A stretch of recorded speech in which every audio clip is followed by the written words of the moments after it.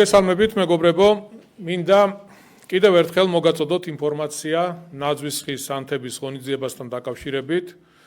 როგორც ხედავთ, რადიკალური ოპოზიციის მიერ მართული აგრესიული ჯგუფები ყველაფერს აკეთებენ იმისთვის, რომ ხელი შეუშალონ სადღესასწაულო განწყობის შემოტანას ჩვენს დედაქალაქში.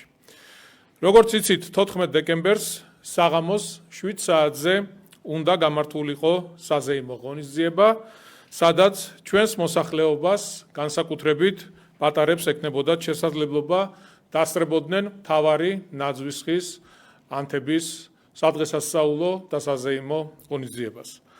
რასაკვირველია, ნებისმიერი საღად მოაზროვნე ადამიანისთვის რთული წარმოსადგენი იყო, რომ თუნდაც რადიკალები საკუთარი თანაქალაქელების წინააღმდეგ ასეთ სახალხო ღონისძიებაზეც დაგეგმავდნენ პროვოკაციებს. თქვენ ნახეთ, რა ხდებოდა ადგილზე. აგრესიულმა ჯგუფებმა სცენას, სადაც ნაძვის ხის ასანთებად ბავშვები უნდა ასულიყვნენ, დაუშინეს შუშის ბოთლები და სხვა მძიმე საგნები. პარალელურად მივიღეთ ინფორმაცია, რომ ამის გარდა დაგეგმილი იყო მთელი რიგი პროვოკაციები, რასაც შესაძლოა მოჰყოლოდა მძიმე შედეგები. ცხადია ვიმოქმედეთ ისე, როგორც მოიქცეოდა ნებისმიერი პასუხისმგებლიანი ხელისუფლება, რომელიც ვალდებულია დაიცვას მოსახლეობა, მათ შორის ის მომიტინგეებით, რომლებიც მზად იყვნენ ყველანაირი პროვოკაციის მოსაწყობად.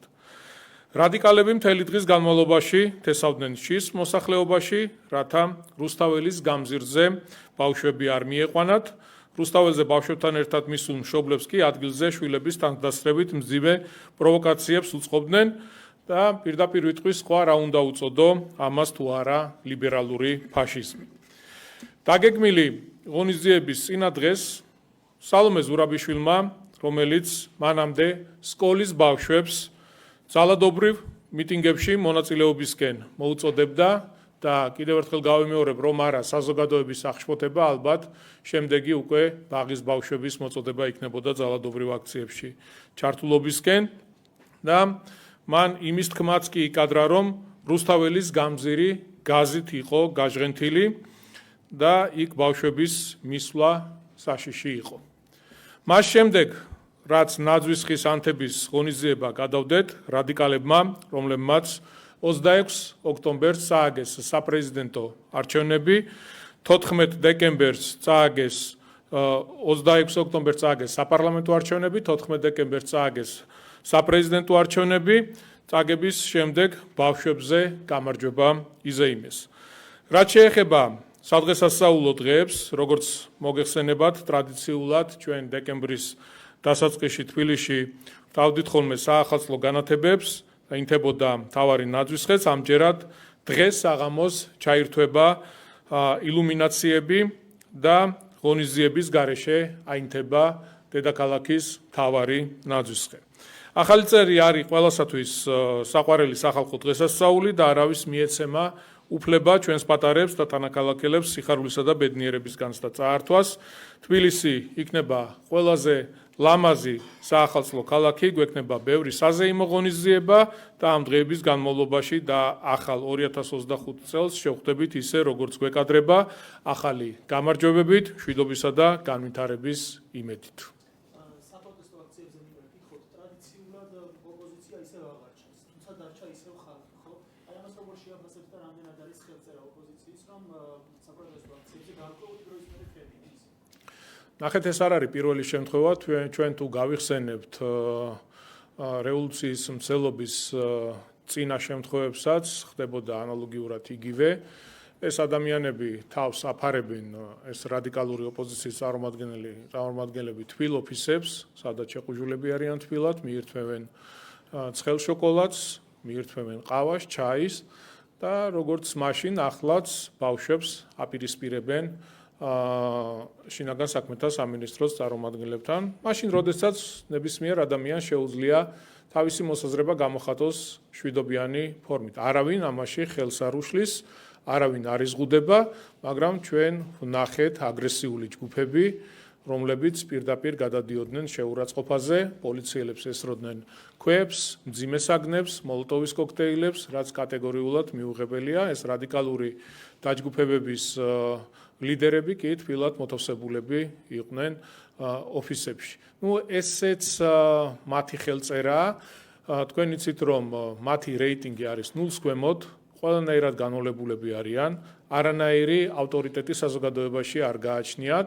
შესაბამისად, მცდელობა აქვთ, რომ საზოგადოებას მოაჩვენონ, რომ არა, ჩვენ აქ არაფერს შუაში ვართ, ეს არის ვითომ ახალგაზრდების აქცია, არადა ეს რადიკალური დაჯგუფებები ყველა არის მათი ახალგაზრდული ორგანიზაციები, არიან ეს ეგრეთ წოდებული არასამთავრობო ორგანიზაციები, რომლებიც კარგად გაზულუქებულები და იღებენ დაფინანსებას დასავლეთიდან, ეს არის ექსტრემისტული ორგანიზაციები, რომლებიც გარედან ფინანსდებიან და რა თქმა უნდა, ყველა პროცესი, რასაც ჩვენ ვხედავთ დღეს ქვეყანაში, არის გარედან მართული, შიდა, წყვილფეხა რადიკალების ჩართულობით და მონაწილეობით. კოლუმბიის უნივერსიტეტის რადიკალების ცენტრის დირექტორი ჯეფრი საქსი საქართველოზე საუბრობს და საგარეო ურთიერთობებზე და ამბობს, რომ თავის დროზე უკრაინასაც ვაფრთხილებდი იმასთან დაკავშირებით, რაც მოელოდა, თუმცა არ დამიჯერეს და ასევე საქართველოს მოუწოდებს ეფექტისგან. რამდენად ყურადღებია და მისაღები მისი გზავნილი და რას ნიშნავს? ჩვენ რა თქმა უნდა ყველაფერს ვაკეთებთ იმისთვის, რომ ქვეყანაში შენარჩუნებული გქონდეს მშვიდობა, მიუხედავად იმ ზეწოლებისა, შემოტევებისა, მუქარებისა, მაქსიმუმს ვაკეთებთ იმისთვის, რომ დავიცვათ ჩვენი ხალხი, ჩვენი ქვეყანა და ამ ქვეყნის ეროვნული ინტერესი. ჩვენ რა თქმა უნდა გვახსოვს სულ რამოდენიმე წლის წინ მწარე წარსული 2008 წლის ომი ავიღოთ, რა შედეგები მოგვიტანა ამ ყველაფერმა. დავკარგეთ ტერიტორიები, ჩვენი მშვიდობიანი მოსახლეობა, გმირი ჯარისკაცები დაგვეღუპა და უმძიმესი შედეგების წინაშე აღმოჩნდით და ჯერაც არ მოგვიშუშებია ეს ტკივილები. უმძიმესი იყო ჩვენი ქვეყნისთვის და კარგად გვესმის რა მოაქვს ომს და რამხელა უბედურების მომტანია ქვეყნისთვის. ტერს არ უსურვებ იმას, რაც დღეს სამწუხაროდ უკრაინაში ხდება. შესაბამისად, ჩვენი პრაგმატული პოლიტიკით პირველ რიგში ვიცავთ ჩვენი ქვეყნის ეროვნულ ინტერესს. შეიძლება ხშირად გვიწევს ისეთი ნაბიჯების გადადგმა, რომელიც არაპოპულარული იყოს, მაგრამ გავადრო და დამერწმუნეთ, ყველა მიხვდება იმას, რამხელა უბედურებას ავარიდეთ ქვეყანა ჩვენი სწორი და პრაგმატული პოლიტიკით.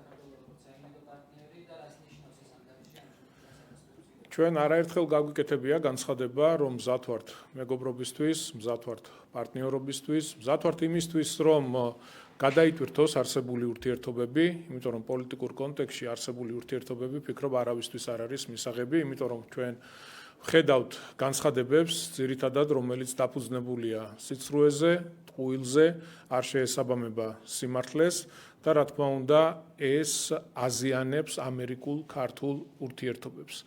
მე ძალიან დიდი იმედი მაქვს და მთლიანად ჩვენ გუნდს ძალიან დიდი იმედი გვაქვს იმისი, რომ ახალი ადმინისტრაციის ფარგლებში მთლიანად გადაიტვირთება ურთიერთობები და იქნება დაფუძნებული მხოლოდ და მხოლოდ გუწრფელ ურთიერთობებზე, ჯანსაღ ურთიერთობებზე და საქართველოს არა მხოლოდ სიტყვებით და საუბრით, თავისი გადადგმული ნაბიჯებით, ქმედებებით დაადასტურა, რომ არის საიმედო პარტნიორი ქვეყანა და თუნდაც ეს შეფასება ახლა რაზეც საუბრობდით, მეტყველებს იმაზე, რომ საქართველოს არის სანდო პარტნიორი ქვეყანა. ჩვენ მზად ვართ ეს ურთიერთობები კიდევ უფრო გავაღრმავოთ, კიდევ უფრო განვამტკიცოთ, მზად ვართ იმისთვის, რომ გადაიტვირთოს პოლიტიკური ურთიერთობები, შეიცვალოს რიტორიკა, თეთრზე ითქვას თეთრია, შავზე ითქვას შავია და ამ ტიპის ურთიერთობებს ჩვენ მხოლოდ და მხოლოდ მივესალმებით.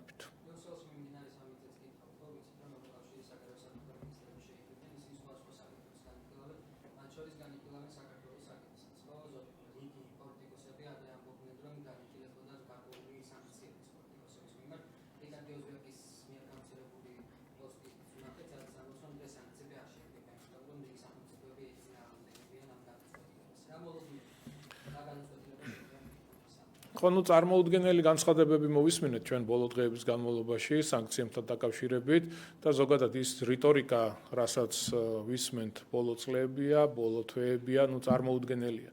გვაშანტაჟებენ რის გამო, რომ ვიცავთ ჩვენს ქვეყანას, ვიცავთ ამ ქვეყნის ინტერესს, გვაშანტაჟებენ იმის გამო, რომ არ მივეცით არავის იმის შესაძლებლობა, რომ საქართველოში გახსნილიყო მეორე ფრონტი და ჩვენი ხალხისთვის მოგვეტანა ის უბედურება, რაც დღეს უკრაინაში ხდება.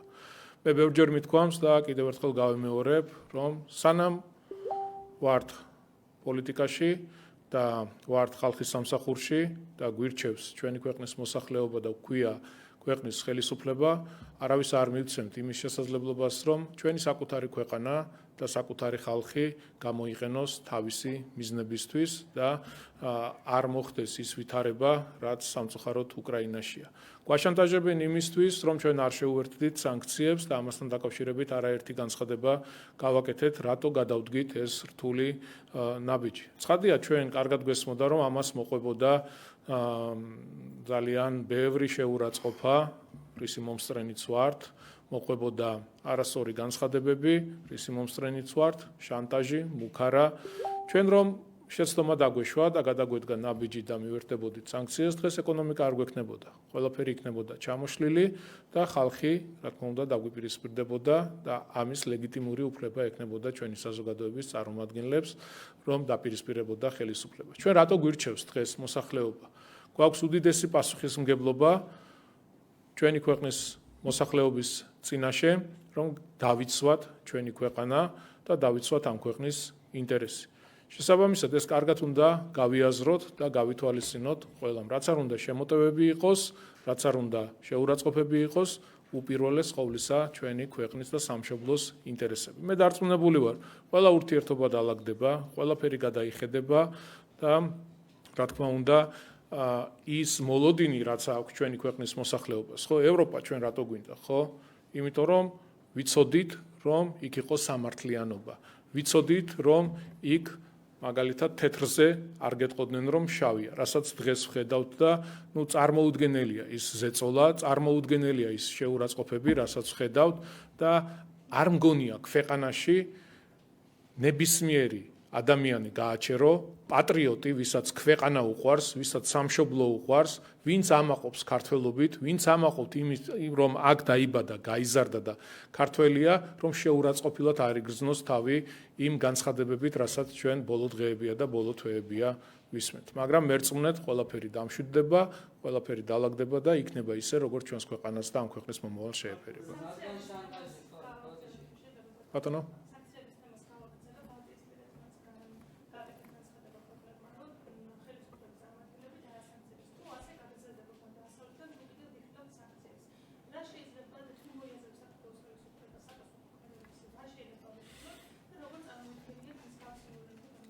ამასთან დაკავშირებით მთავრობის მეთაურმა დღეს წერილიც გაავრცელა, სადაც დეტალურად იყო მოცემული ჩვენი პოზიცია ამ ყველაფერთან დაკავშირებით. რაც ხადია, სამწუხაროა ამ ტიპის გადაწყვეტილება, რომელიც ჩვენ მოვისმინეთ და როდესაც საუბარია სანქციებზე, უნდა იყოს ახსნა განმარტება, ხო, რის გამო? რომ ვიცავთ ჩვენი ქვეყნის ინტერესს, ვიცავთ ჩვენს ხალხს, ვიცავთ ჩვენს ქვეყანას და ამის გამო მოდის შანტაჟები, მუქარა, ძალიან გაბრაზებული და გაღიზიანებულია ის გარე ძალები, რომლებიც დამარცხდნენ საქართველოში და ჩვენი ქვეყნის მოსახლეობის უმრავლესობამ, 1,100,000 ადამიანმა უთხრა არა ბოროტებას, უთხრა არა უსამართლობას, სიცრუეს. წარმოგიდგენიათ, ჩვენ ვამბობთ, რომ გვინდა ევროპული მომავალი და ამ გზაზე გვაშანტაჟებენ მთელი რიგი. ჯერ იყო და საუბარი იყო კანდიდატის სტატუსთან დაკავშირებით, როგორი შანტაჟი მიდიოდა, ეხლა საუბარი არის მოლაპარაკებების გახსნა, არ გახსნის თემის შანტაჟით. ანუ არ ელევათ ინსტრუმენტები რომ ქვეყანა ევროინტეგრაციის გზაზე დააშანტაჟონ და ყოველთვის ვიყოთ ამ ვითარებაში. რაც კატეგორიულად მიუღებელია და ვინც არ უნდა იყოს, არა აქვს მნიშვნელობა. ჩვენ შეიძლება პატარა სახელმწიფო ვართ, პატარა ქვეყანა ვართ, მაგრამ უდიდესი კულტურის მქონე ხალხი ვართ, ჩვენი ტრადიციებით, წარსულით ვამაყობთ და რა თქმა უნდა ამ დამოკიდებულებას და ასეთი მიდგომები ჩვენთვის კატეგორიულად მიუღებელია და ამას არ დაუშვებთ, რომ ვინმეს ვაშანტაჟებინოთ თავი.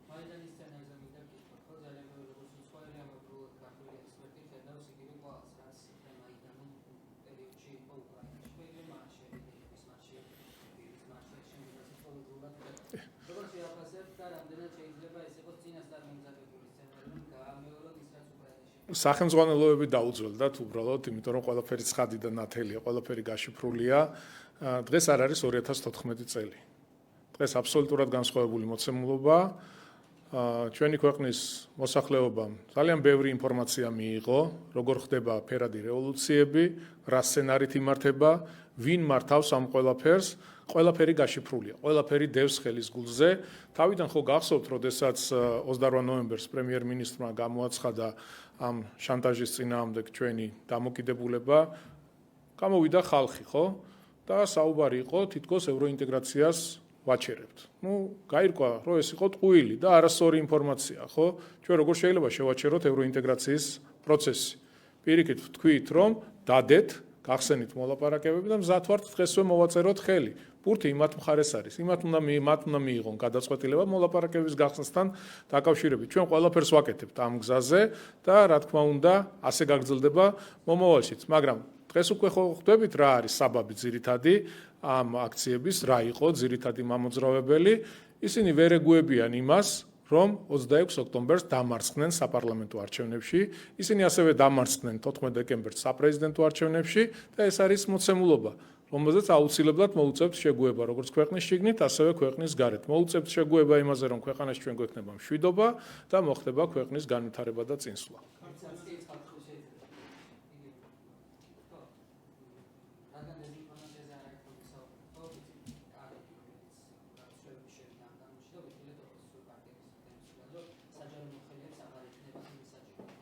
ასეთ სისულელეები, ჩვეულებრივი სისულელე და ტყუილი, ესე იგი, რას აკეთებს ეს ნაცური რადიკალური პროპაგანდა, რაღაც ერთდღიანი სიცრუე მოკლე ინფორმაციებით ცდილობს, რომ გამოკვებოს თავისი მხარდამჭერები და ამომრჩევლები.